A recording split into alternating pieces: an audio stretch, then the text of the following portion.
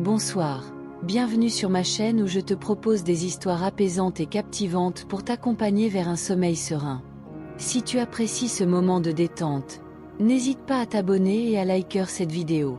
Ça soutient mon travail et m'aide à te proposer encore plus de récits relaxants. Alors, installe-toi confortablement, et laisse-toi emporter par l'histoire de ce soir. Il existe des routes qui ne mènent nulle part en particulier. Des chemins oubliés qui serpentent à travers des paysages que le temps semble avoir épargnés ou peut-être simplement ignorés. C'était sur l'une de ces routes que roulait Gabriel Moreau ce soir d'octobre, alors que le crépuscule teintait le ciel de nuances de pourpre et d'or qui s'assombrissaient progressivement vers l'indigo profond de la nuit approchante. Gabriel était un homme de 38 ans, architecte de profession mais voyageur par nécessité intérieure. Il avait quitté Paris 3 jours auparavant sans destination précise, conduit par ce besoin impérieux qui le saisissait parfois de fuir l'agitation urbaine, les obligations professionnelles, les relations superficielles qui constituaient l'essentiel de sa vie quotidienne. Il roulait depuis des heures sur des routes de plus en plus étroites, traversant des villages endormis où personne ne semblait remarquer le passage de sa voiture. La panne survint sans avertissement. Le moteur toussa, hésita, puis s'éteignit complètement, laissant Gabriel glisser sur l'inertie jusqu'à s'immobiliser au bord de la route. Il tenta de redémarrer plusieurs fois, mais rien n'y fit. Le moteur était mort, et son téléphone, bien sûr, n'avait aucun signal dans cette région reculée. Gabriel sortit de la voiture et regarda autour de lui. La route était bordée d'arbres dont les branches nues se découpaient contre le ciel assombri. Un vent froid soufflait, portant l'odeur humide de la terre et des feuilles mortes. Il n'avait pas croisé une autre voiture depuis au moins 1 heure, et les chances qu'un véhicule passe maintenant, en pleine nuit, semblaient minces. Il consulta la carte qu'il gardait dans la boîte à gants, vestige d'une époque où l'on ne dépendait pas entièrement du GPS. Selon cette carte, il devrait y avoir un village à quelques kilomètres, mais rien n'indiquait s'il était encore habité ou s'il avait sombré dans l'abandon comme tant d'autres hameaux ruraux. N'ayant guère d'autre choix, Gabriel verrouilla sa voiture, prit son sac à dos contenant quelques affaires essentielles, et commença à marcher. La route montait légèrement, serpentant entre des champs en friche et des bosquets d'arbres. La nuit tombait rapidement maintenant, et les premières étoiles apparaissaient dans le ciel dégagé. Le silence était presque total, troublé seulement par le bruit de ses pas sur l'asphalte et le murmure du vent dans les branches.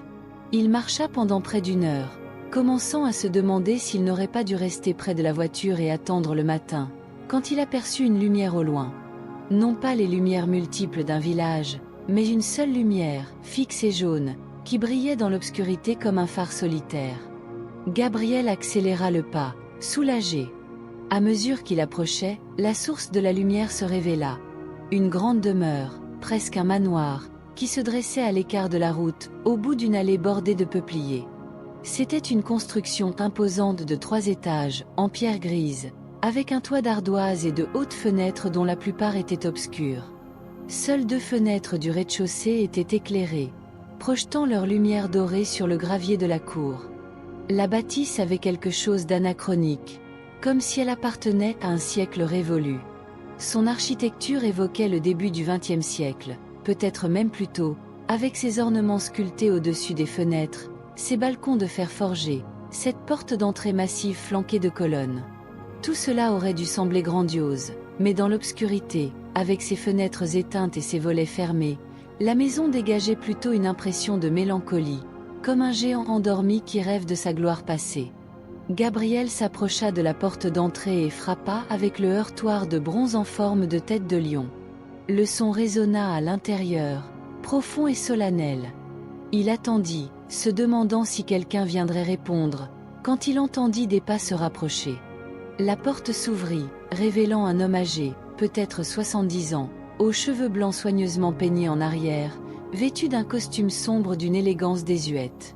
L'homme observa Gabriel avec des yeux d'un gris délavé, ni hostile ni particulièrement accueillant, simplement évaluateur. « Bonsoir », dit-il d'une voix grave et posée.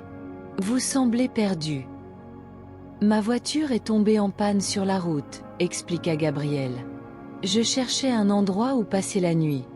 Y a-t-il un village à proximité, ou peut-être un hôtel ? » L'homme secoua lentement la tête. Le village le plus proche est à 15 kilomètres, et il n'y a pas d'hôtel dans cette région. Mais je peux vous offrir l'hospitalité pour la nuit, si vous acceptez les conditions modestes de cette vieille maison. Je vous en serai très reconnaissant, répondit Gabriel avec sincérité. Je ne veux pas vous déranger, mais je n'ai pas vraiment d'autre option. L'homme s'écarta pour le laisser entrer. Je m'appelle Édouard Valmont. Entrez, entrez. La nuit est froide. Gabriel franchit le seuil et se retrouva dans un hall d'entrée spacieux au parquet ancien qui craquait doucement sous ses pas. Un escalier monumental montait vers les étages supérieurs, ses marches de bois sombre polies par des décennies d'usage. Les murs étaient couverts de papier peint démodé représentant des motifs floraux passés, et des portraits dans des cadres dorés observaient les visiteurs avec des regards figés dans le temps. « Vous vivez seul ici ?» demanda Gabriel, frappé par le silence et l'immensité du lieu. « Oui », répondit monsieur Valmont en fermant la porte derrière eux. « Seul depuis très longtemps maintenant. Cette maison appartenait à ma famille depuis 4 générations. Elle est beaucoup trop grande pour un vieil homme, mais je ne peux me résoudre à la quitter. Trop de souvenirs habitent ces murs. » Il guida Gabriel à travers le hall vers un salon où brûlait un feu dans une grande cheminée de marbre. La pièce était meublée dans le style du début du siècle dernier, fauteuil de velours élimé, table aux pieds sculptés, bibliothèque remplie de livres aux reliures de cuir. Malgré le mobilier vieilli et l'atmosphère quelque peu mélancolique, la pièce dégageait une certaine chaleur, une impression de dignité tranquille. « Asseyez-vous près du feu », invita monsieur Valmont. « Vous devez être gelé après votre marche. Je vais vous préparer quelque chose de chaud. » Il disparut, laissant Gabriel seul dans le salon. Gabriel s'approcha de la cheminée, tendant ses mains vers les flammes, observant la pièce autour de lui. Sur le manteau de la cheminée se trouvaient plusieurs photographies dans des cadres d'argent. La plupart étaient anciennes, en noir et blanc ou en sépia, montrant des personnes vêtues à la mode d'époque révolue. Mais une en particulier attira son attention. C'était une photographie plus récente, en couleur, montrant une jeune femme d'une trentaine d'années. Elle était belle d'une beauté discrète, avec des cheveux châtains attachés simplement, des yeux noisettes qui semblaient contenir une profondeur inhabituelle, un sourire léger qui suggérait à la fois la joie et une certaine mélancolie. Quelque chose dans ce visage toucha Gabriel d'une manière qu'il ne pouvait pas tout à fait expliquer. Monsieur Valmont revint avec un plateau portant une théière fumante, 2 tasses, et une assiette de biscuits qui avait l'air fait maison.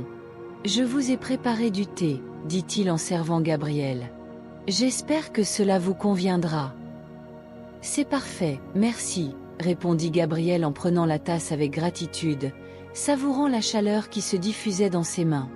Ils restèrent silencieux un moment, sirotant leur thé, écoutant le crépitement du feu. Puis Gabriel, poussé par la curiosité, désigna la photographie de la jeune femme. « Pardonnez mon indiscrétion, mais qui est cette femme? Elle a un visage remarquable. » L'expression de monsieur Valmont changea imperceptiblement, un voile de tristesse passant sur ses traits. « C'était ma fille, Élise, » dit-il doucement. « Elle vivait ici avec moi. Elle nous a quittés il y a 5 ans. »« Je suis désolé, » murmura Gabriel, regrettant d'avoir posé la question. « Je ne voulais pas réveiller des souvenirs douloureux. » Monsieur Valmont secoua la tête. « Non, non, ce n'est rien. Les souvenirs sont douloureux, c'est vrai, mais ils sont aussi précieux. C'est tout ce qui nous reste de ceux que nous avons aimés. » Il marqua une pause, regardant le feu. Élise était une âme extraordinaire. Douce, sensible, profondément attachée à cette maison et à tout ce qu'elle représentait. Sa mort a laissé un vide que rien ne peut combler. Ils parlèrent encore un peu, de choses et d'autres, puis monsieur Valmont proposa de montrer à Gabriel la chambre où il dormirait. Ils montèrent l'escalier, les marches grinçant sous leurs pas, et se dirigèrent vers le 2e étage. Le couloir était long et sombre, éclairé seulement par la lampe que portait leur hôte.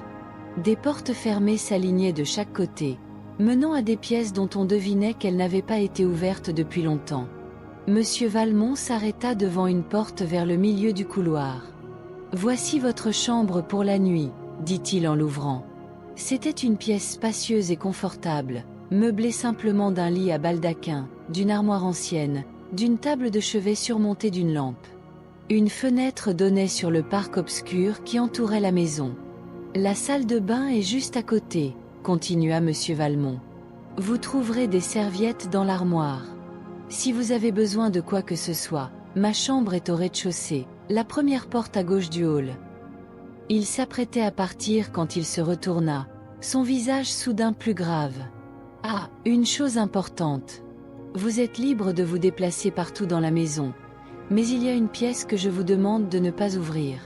C'est la dernière porte au bout du couloir, celle avec les volets fermés. Cette pièce, elle doit rester fermée.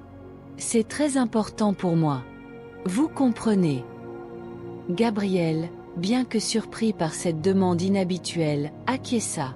Bien sûr, je respecterai votre volonté. C'est votre maison après tout. Merci, dit monsieur Valmont avec un léger sourire de soulagement. Dormez bien. Je vous verrai demain matin pour le petit déjeuner. Il referma la porte, laissant Gabriel seul dans la chambre.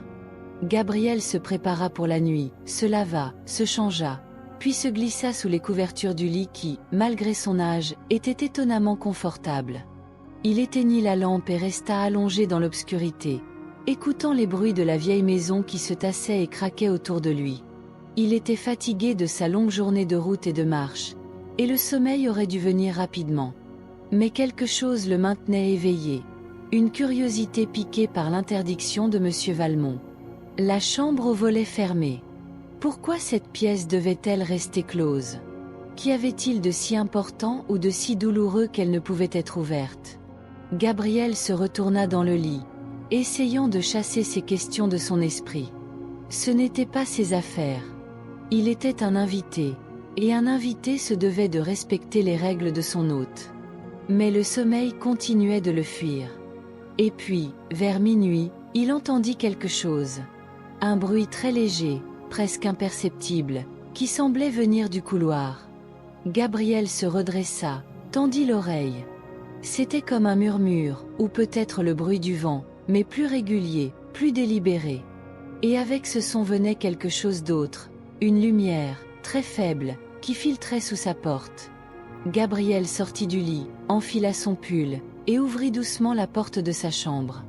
Le couloir était plongé dans l'obscurité, mais au bout, sous la dernière porte, celle de la chambre aux volets fermés, une mince ligne de lumière dorée était visible. Une lumière qui vacillait légèrement, comme celle d'une bougie ou d'une lampe à huile. Le cœur de Gabriel battait plus fort. Il savait qu'il ne devrait pas, qu'il avait promis de respecter l'interdit, mais une force irrésistible le poussait vers cette porte. Il avança lentement dans le couloir, ses pieds nus silencieux sur le parquet froid. À mesure qu'il approchait, la lumière sous la porte semblait plus intense, plus vivante, comme si quelqu'un se trouvait effectivement dans la pièce. Gabriel s'arrêta devant la porte. Il pouvait voir maintenant que les volets de cette chambre étaient fermés de l'extérieur, contrairement à toutes les autres fenêtres de la maison. Des planches avaient même été clouées par-dessus, comme pour sceller hermétiquement la pièce. Mais malgré cela, la lumière filtrait, non seulement sous la porte mais aussi à travers les interstices des volets, créant de minces rayons dorés qui perçaient l'obscurité du couloir. Il posa sa main sur la poignée, hésita. Puis, au lieu d'ouvrir, il s'agenouilla et regarda par le trou de la serrure. Ce qu'il vit le laissa perplexe. La pièce était baignée d'une lumière douce et dorée dont il ne pouvait identifier la source. Il apercevait un lit soigneusement fait avec un couvre-lit blanc, une commode sur laquelle étaient posés divers objets, une chaise près de la fenêtre. Tout était impeccablement rangé, comme si la pièce était régulièrement entretenue. Mais il ne voyait personne, aucune présence humaine qui pourrait expliquer la lumière. Gabriel se releva, troublé. Il allait retourner dans sa chambre quand son pied heurta quelque chose sur le sol. Il baissa les yeux et découvrit un petit carnet relié de cuir, posé contre le mur près de la porte, comme s'il avait été délibérément placé là pour être trouvé. Gabriel le ramassa et retourna dans sa chambre, allumant la lampe de chevet. Le carnet était ancien, la couverture de cuir usée par le temps et le maniement. Il l'ouvrit à la première page et vit une écriture féminine, délicate et penchée, qui lui rappela immédiatement le visage de la jeune femme dans la photographie en bas. Journal d'Élise Valmont, lisait-on en haut de la page. Commencé le 15 mars 2015.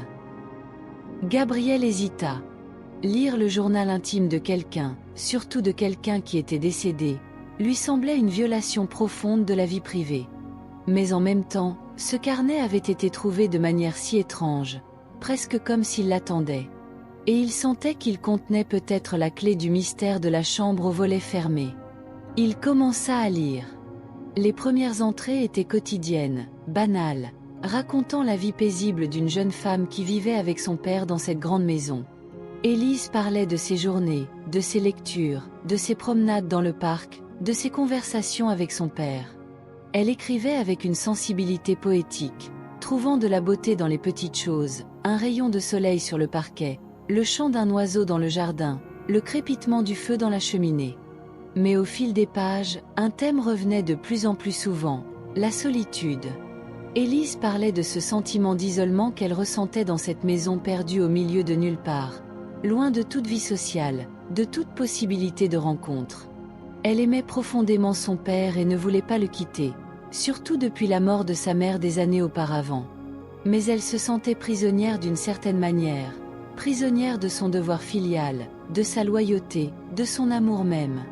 Puis, en mai 2015, le ton du journal changea radicalement. Élise écrivait « Aujourd'hui, quelque chose d'extraordinaire s'est produit. Un homme est venu à la maison.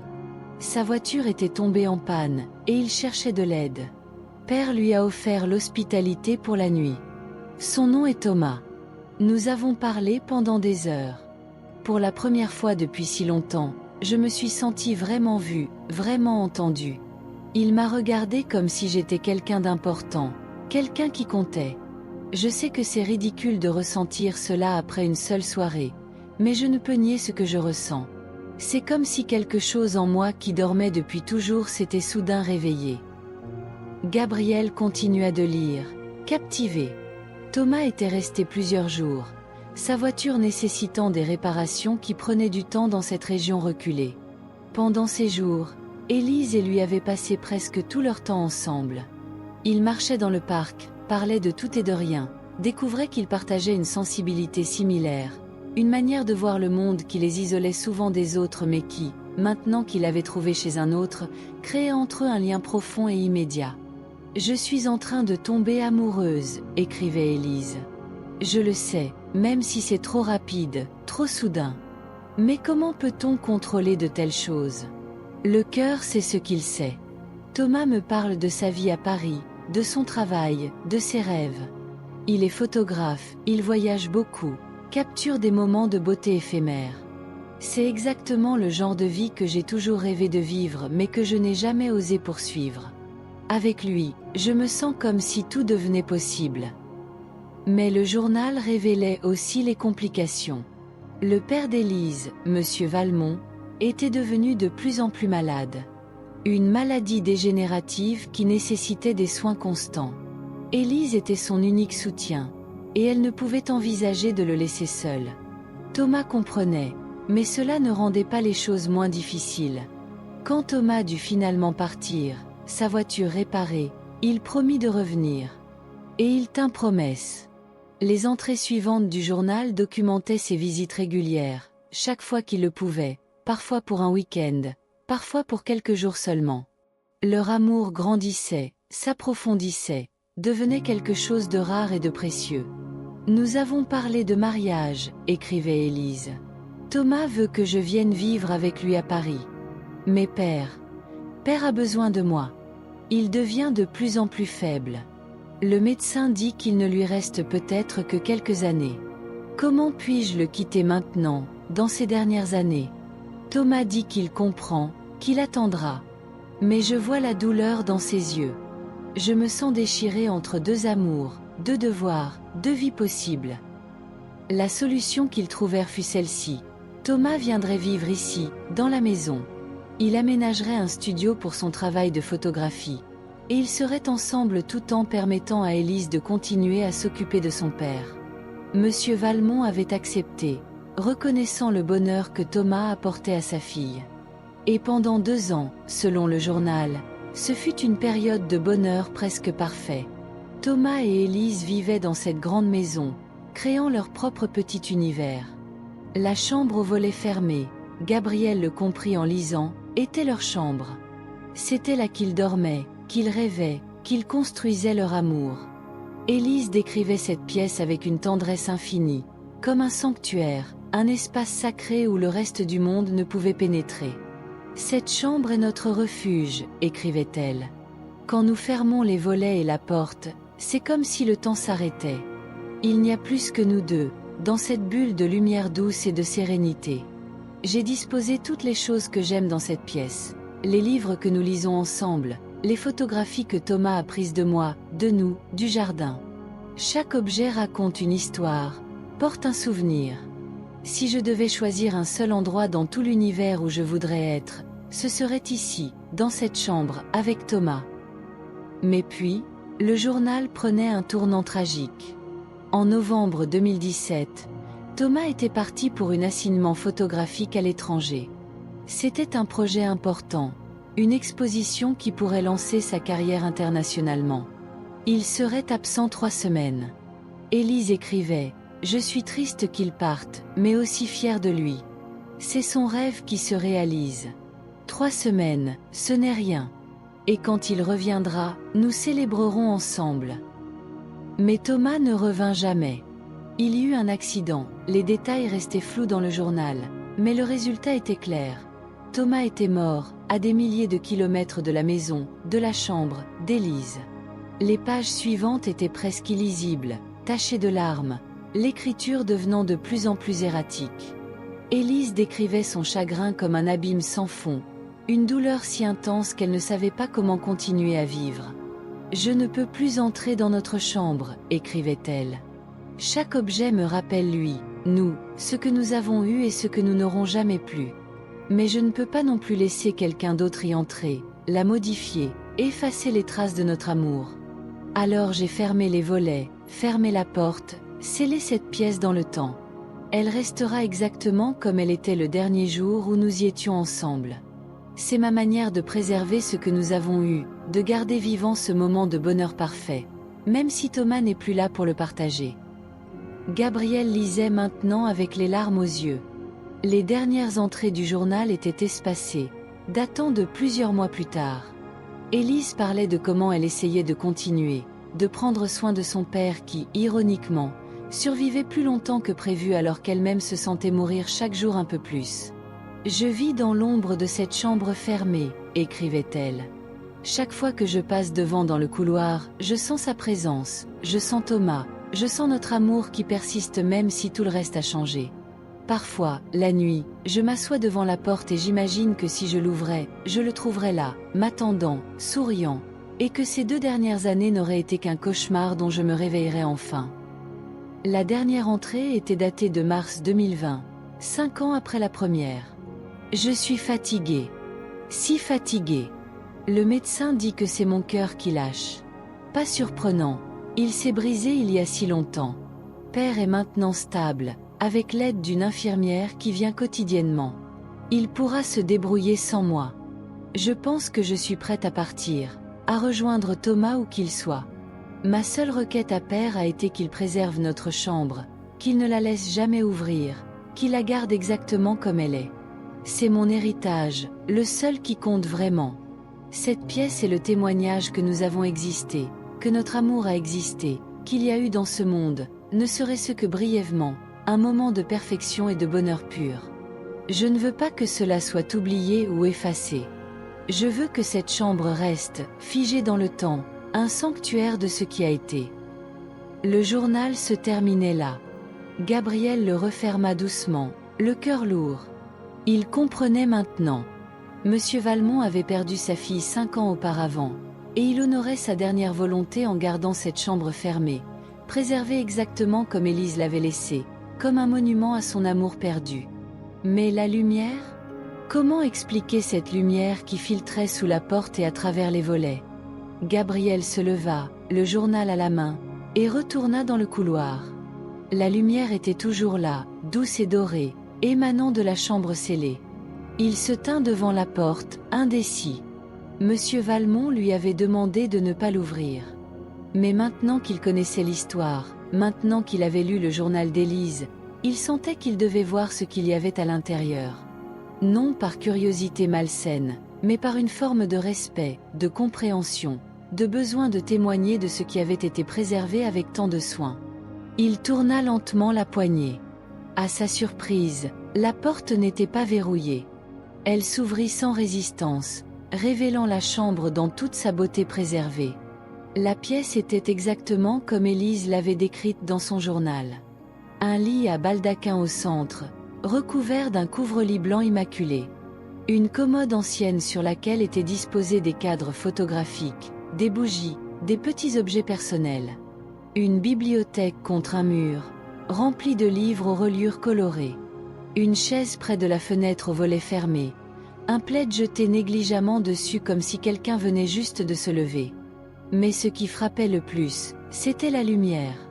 Elle semblait émaner de nulle part et de partout à la fois, baignant la pièce d'une clarté dorée, chaude, presque vivante. Ce n'était pas la lumière artificielle d'une lampe ni la lumière naturelle du soleil.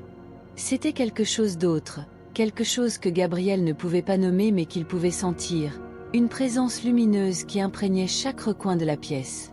Gabriel entra prudemment, presque avec révérence, comme on entre dans un lieu sacré. Il s'approcha de la commode et examina les photographies.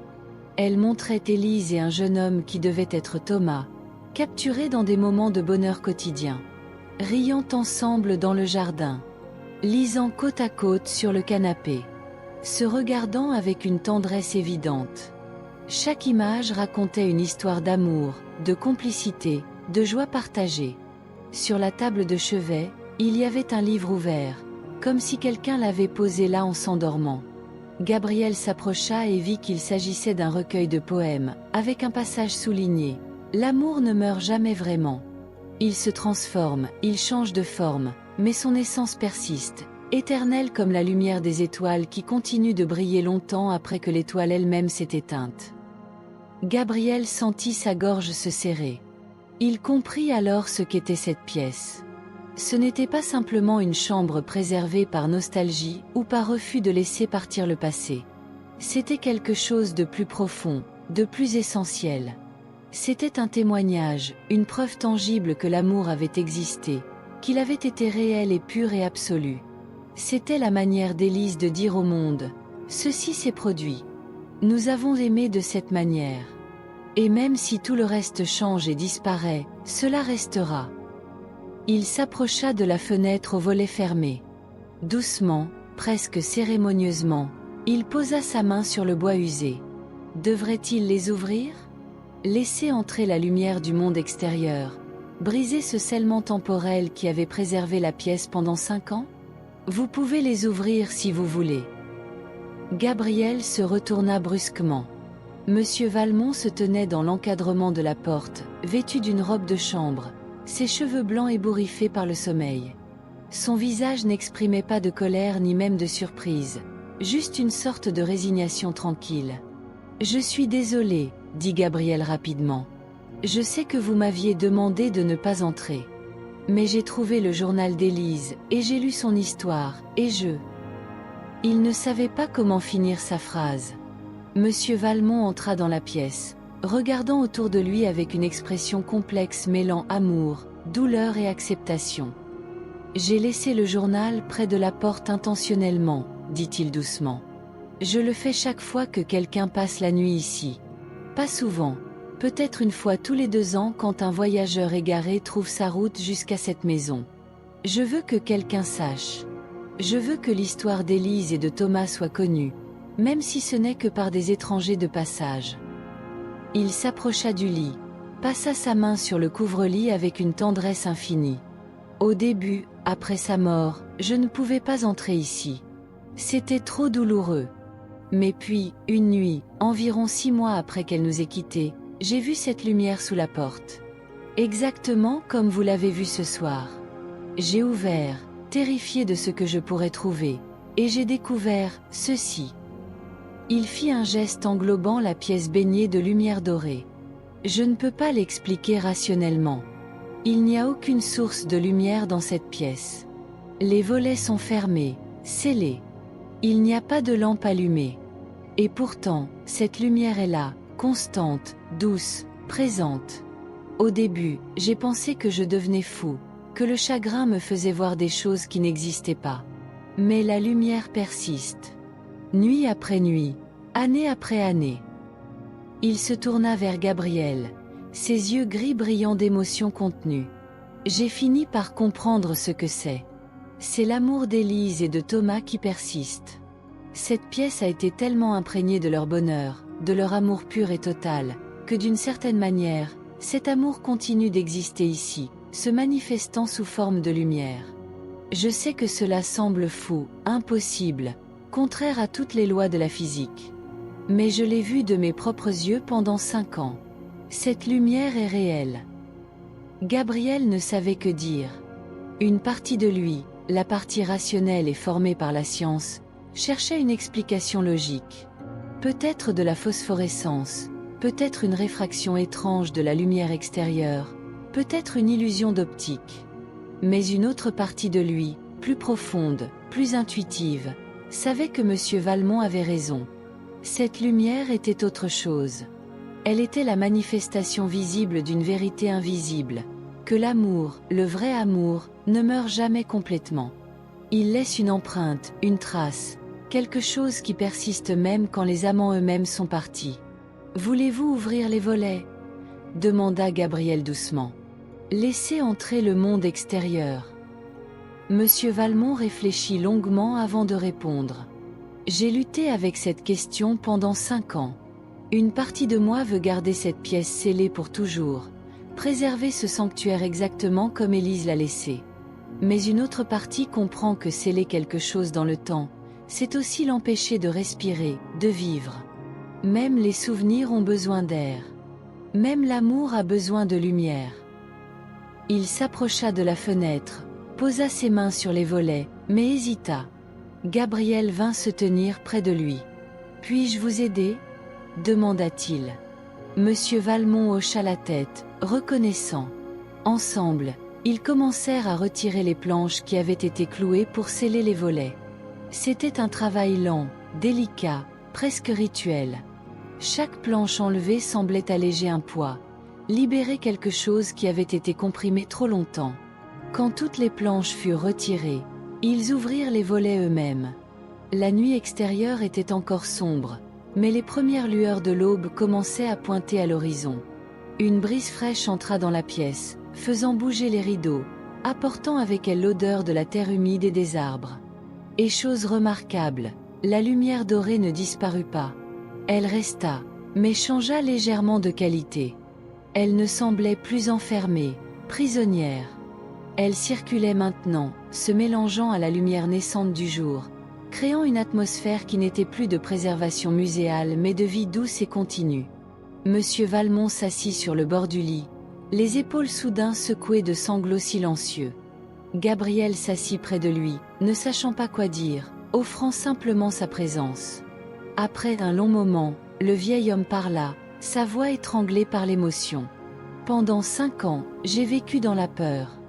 La peur que si j'ouvrais cette pièce, si je laissais entrer le monde extérieur, tout ce qui restait d'Élise et de Thomas disparaîtrait. Que leur amour s'effacerait, que leur mémoire se diluerait. Mais maintenant, je comprends que ce n'était pas la bonne manière de les honorer. Élise n'aurait pas voulu que cette pièce devienne un tombeau.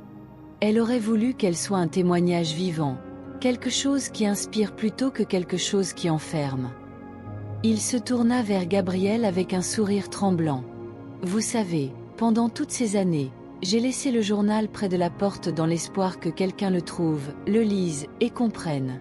Mais je n'ai jamais eu le courage de laisser ce quelqu'un entrer vraiment dans la chambre. Je gardais toujours cette dernière barrière. Mais ce soir, quand je vous ai entendu marcher dans le couloir, quand j'ai su que vous aviez lu le journal, j'ai réalisé qu'il était temps. Temps de laisser entrer la lumière, la vraie lumière. Temps de transformer ce lieu de deuil en lieu de célébration. » Le soleil se levait maintenant complètement. ses rayons dorés entrant par la fenêtre ouverte et se mêlant à cette lumière mystérieuse qui imprégnait toujours la pièce.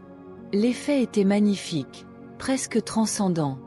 La chambre semblait briller de l'intérieur, chaque objet illuminé non seulement par la lumière physique mais par une lumière plus profonde, celle de l'amour et de la mémoire. Gabriel se leva et s'approcha de la bibliothèque. Il sortit un des livres, l'ouvrit, et vit une dédicace écrite à la main.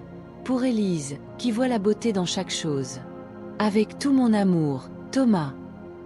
Il remit le livre en place avec soin, puis se tourna vers Monsieur Valmont. Cette pièce raconte une histoire extraordinaire, dit-il.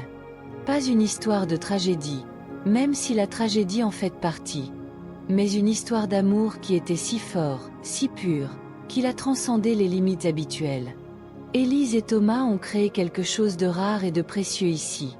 Et vous, en préservant cette pièce, vous avez honoré cela. Vous avez créé un sanctuaire qui témoigne que l'amour véritable existe, qu'il peut être vécu pleinement, qu'il laisse une marque indélébile sur le monde. Monsieur Valmont se leva, s'approcha de la fenêtre, regarda le jardin qui s'éveillait dans la lumière du matin. « Je pense qu'il est temps de laisser d'autres personnes entrer ici, » dit-il lentement. Pas pour transformer cette pièce en musée ou en attraction, mais pour partager son histoire. Pour que les gens voient qu'il est possible d'aimer de cette manière, totalement, sans réserve. Pour leur rappeler que même dans un monde souvent cynique et désenchanté, l'amour véritable existe toujours. Il se tourna vers Gabriel. « Vous êtes architecte, n'est-ce pas ? Je l'ai deviné à la manière dont vous observiez la maison hier soir, dont vous remarquiez les détails structurels. Peut-être pourriez-vous m'aider. Je voudrais ouvrir une partie de cette maison, la transformer en un lieu où les gens peuvent venir, se ressourcer, réfléchir. Cette chambre en serait le cœur. Non pas fermée et interdite, mais ouverte et accueillante. Un lieu de paix et de contemplation. » Gabriel sentit quelque chose s'éveiller en lui, une excitation qu'il n'avait pas ressentie depuis longtemps dans son travail. « Je serais honoré de vous aider, » dit-il. C'est exactement le genre de projet qui donne du sens à l'architecture. Créer des espaces qui nourrissent l'âme, qui racontent des histoires, qui connectent les gens à quelque chose de plus grand qu'eux-mêmes. Ils passèrent le reste de la matinée à parler, à planifier, à imaginer comment cette transformation pourrait se produire. Monsieur Valmont raconta d'autres histoires sur Élise, sur sa sensibilité, sa gentillesse, sa capacité à trouver de la beauté même dans les moments les plus ordinaires. Gabriel écoutait, captivé, sentant le portrait de cette femme qu'il n'avait jamais rencontrée devenir de plus en plus vivant, de plus en plus réel. Elle aurait voulu cela, dit finalement Monsieur Valmont. Elle aurait voulu que son histoire serve à quelque chose, qu'elle aide d'autres personnes à comprendre la valeur de l'amour, l'importance de chérir les moments de bonheur quand ils se présentent. Trop souvent, nous prenons ces choses pour acquises. Nous pensons que nous aurons toujours le temps, toujours une autre chance. Mais Élise et Thomas nous rappellent que ce n'est pas vrai. Que chaque moment est précieux. Que l'amour doit être vécu pleinement, sans retenue, sans peur.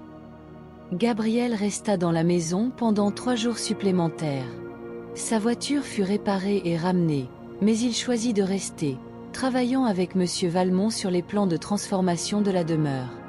Ils décidèrent de créer une maison d'hôtes où les gens pourraient venir séjourner, pas comme dans un hôtel ordinaire, mais comme dans un lieu de retraite, un espace pour se reconnecter à ce qui compte vraiment dans la vie. La chambre aux volets maintenant ouverts resterait le cœur de cet espace. Les visiteurs pourraient y entrer, s'asseoir dans le fauteuil près de la fenêtre, lire les livres de la bibliothèque, contempler les photographies. Le journal d'Élise serait disponible pour ceux qui voudraient le lire, témoignant de son amour et de sa douleur. Mais la pièce ne serait plus un mausolée. Elle serait un lieu vivant, respirant, inspirant. Quand Gabriel quitta finalement la maison, promettant de revenir bientôt pour commencer les travaux de rénovation, il emporta avec lui quelque chose de précieux. Ce n'était pas seulement un nouveau projet professionnel, aussi significatif soit-il.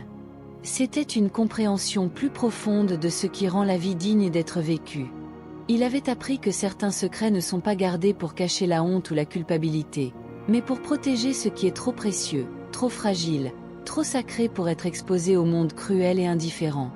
La chambre aux volets fermés avait été le secret de Monsieur Valmont, mais pas un secret sombre. C'était un secret lumineux, un secret qui préservait la dernière trace d'un amour si pur qu'il semblait presque trop beau pour ce monde. Il avait appris aussi que le deuil n'est pas une maladie à guérir rapidement, mais un processus qui prend le temps qu'il doit prendre. Monsieur Valmont avait passé 5 ans à garder cette chambre fermée, et ce n'était pas du temps perdu ou gaspillé. C'était le temps nécessaire pour qu'il puisse accepter sa perte, honorer la mémoire de sa fille, et finalement être prêt à partager son histoire avec le monde. Et il avait appris que l'amour, le vrai amour, ne meurt jamais vraiment. Il se transforme, il change de forme, mais son essence persiste. Qu'on l'appelle lumière mystérieuse ou simple mémoire, qu'on le considère comme phénomène surnaturel ou manifestation psychologique, peu importe. Ce qui compte, c'est que l'amour d'Élise et de Thomas avait laissé une empreinte si profonde qu'elle était encore perceptible 5 ans après leur disparition. Gabriel retourna à Paris transformé. Il reprit son travail d'architecte avec une nouvelle perspective, cherchant maintenant à créer des espaces qui ne servaient pas seulement des fonctions pratiques mais qui nourrissaient aussi l'âme. Il parla de son expérience à quelques amis proches, et l'histoire se répandit doucement, de bouche à oreille, comme les meilleures histoires le font. Des mois plus tard, quand les travaux de rénovation furent terminés et que la maison Valmont ouvrit officiellement comme lieu de retraite, les réservations affluèrent. Les gens venaient de partout, attirés par cette histoire d'amour et de lumière, cherchant dans cette vieille demeure quelque chose qu'ils avaient perdu ou jamais trouvé dans leur propre vie. Et tous, sans exception, passaient du temps dans la chambre qui avait autrefois été fermée. Ils s'asseyaient près de la fenêtre maintenant ouverte, regardant le jardin et les collines au-delà. Ils lisaient le journal d'Élise, pleurant souvent en tournant les pages. Ils contemplaient les photographies de 2 jeunes gens qui avaient trouvé l'un en l'autre quelque chose de rare et de précieux. Et beaucoup rapportaient avoir senti cette lumière particulière, cette qualité de l'air dans la pièce qui semblait différente, plus dense, chargée d'une présence bienveillante. Certains l'attribuaient à leur imagination, d'autres à l'effet psychologique de connaître l'histoire. Mais quelques-uns, ceux qui étaient peut-être plus sensibles ou simplement plus ouverts, juraient qu'ils avaient senti quelque chose de réel, de tangible, une sorte de chaleur lumineuse qui les enveloppait et les réconfortait d'une manière inexplicable. Les années passèrent. Monsieur Valmont vieillit paisiblement, heureux d'avoir finalement trouvé le courage d'ouvrir cette chambre, de partager l'histoire de sa fille avec le monde. Il parlait souvent avec les visiteurs, racontant des anecdotes sur Élise, gardant sa mémoire vivante non pas en la figeant dans le passé mais en la laissant évoluer, se transformer à travers les récits et les souvenirs partagés. Quand il mourut, dans son sommeil, à l'âge respectable de 86 ans, son testament stipulait que la maison devait continuer à fonctionner comme lieu de retraite, que la chambre devait rester ouverte, accessible, témoignant toujours de cette histoire d'amour qui avait transformé un lieu ordinaire en quelque chose d'extraordinaire. Gabriel, qui était devenu un ami proche au fil des années, s'assura que ses volontés étaient respectées. Il venait lui-même régulièrement à la maison, parfois pour superviser l'entretien, parfois simplement pour s'asseoir dans cette chambre qui continuait de le fasciner et de l'inspirer. Et chaque fois qu'il entrait dans cette pièce, il sentait quelque chose. Une paix profonde, une sérénité qui semblait émaner des murs eux-mêmes. Et parfois, quand la lumière était juste parfaite, quand le soleil déclinant rentrait par la fenêtre d'une certaine manière, il aurait juré voir cette lueur dorée, cette luminescence qui ne venait d'aucune source physique mais qui imprégnait l'espace d'une chaleur presque palpable. Il ne savait pas s'il croyait vraiment aux explications surnaturelles, si l'amour pouvait littéralement se manifester sous forme de lumière. Mais il savait que cette pièce portait quelque chose de spécial, quelque chose qui touchait profondément tous ceux qui y entraient avec un cœur ouvert. Des années plus tard, devenu lui-même un vieil homme, Gabriel écrivit un livre sur son expérience. Il l'intitula La chambre aux volets fermés, une histoire d'amour et de lumière. Le livre racontait l'histoire d'Élise et de Thomas, l'histoire de Monsieur Valmont, et sa propre transformation après cette nuit où il avait trouvé le journal et découvert le secret de la chambre. Le livre toucha des millions de personnes à travers le monde. Il fut traduit en dizaines de langues, lu dans des pays où personne n'avait jamais entendu parler de cette petite maison perdue dans la campagne française. Et partout, les lecteurs réagissaient de la même manière, avec des larmes, avec de l'émerveillement, avec un renouvellement de leur propre capacité à aimer et à espérer. Car l'histoire d'Élise et de Thomas, préservée dans cette chambre qui avait été fermée puis ouverte, n'était pas vraiment une histoire de mort et de deuil. C'était une histoire de vie, d'amour qui persiste au-delà de toutes les limites, de lumière qui continue de briller même dans l'obscurité la plus profonde. Et c'était aussi une histoire sur les secrets que nous gardons. Car tous les secrets ne sont pas destructeurs. Certains sont protecteurs.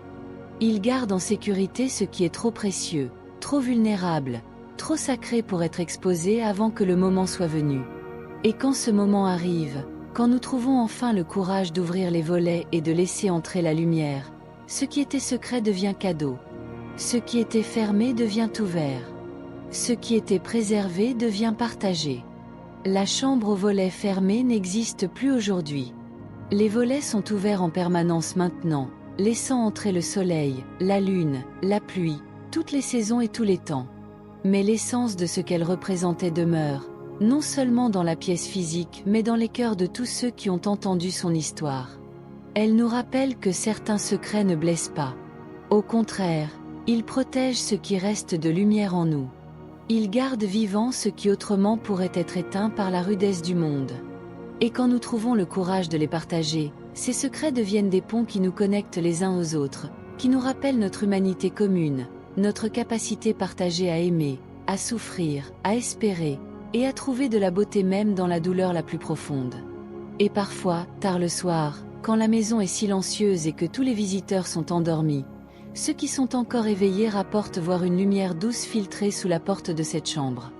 Une lumière qui n'a aucune source rationnelle, qui ne devrait pas exister selon les lois de la physique, mais qui persiste néanmoins, témoignant silencieusement d'une vérité que nous avons tous besoin de nous rappeler, que l'amour véritable ne meurt jamais, qu'il continue de briller, d'éclairer, de réchauffer, longtemps après que les amants eux-mêmes sont partis vers d'autres horizons. Merci d'avoir passé ce moment avec moi. J'espère que cette histoire t'a apporté un peu de calme et de sérénité. Souviens-toi, comme Gabriel et Monsieur Valmont l'ont découvert, certains secrets ne sont pas gardés par peur ou par honte, mais par amour. Ils protègent ce qui est précieux, ce qui est sacré, ce qui doit être préservé jusqu'à ce que le moment soit venu de le partager avec le monde.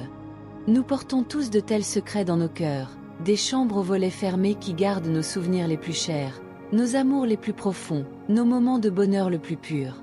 Et c'est bien ainsi. Ces chambres intérieures sont nécessaires. Elles nous permettent de conserver ce qui donne du sens à notre vie. Mais n'oublie jamais que viendra peut-être un jour où tu seras prêt à ouvrir les volets, à laisser entrer la lumière, à partager ce que tu as gardé si précieusement. Et quand ce jour viendra, tu découvriras que ce qui était secret devient cadeau, que ce qui était enfermé devient libéré, et que la lumière que tu as protégée si soigneusement peut maintenant éclairer non seulement ta propre vie mais aussi celle des autres. Prends soin de toi, protège ce qui est précieux en toi, et quand le moment sera venu, aie le courage d'ouvrir tes propres volets. Si cette histoire t'a touché, n'hésite pas à liker cette vidéo et à t'abonner à la chaîne pour découvrir d'autres récits apaisants. Je te dis à très bientôt pour une autre histoire, un autre voyage vers la paix et la compréhension. Bonne nuit, et fais de beaux rêves.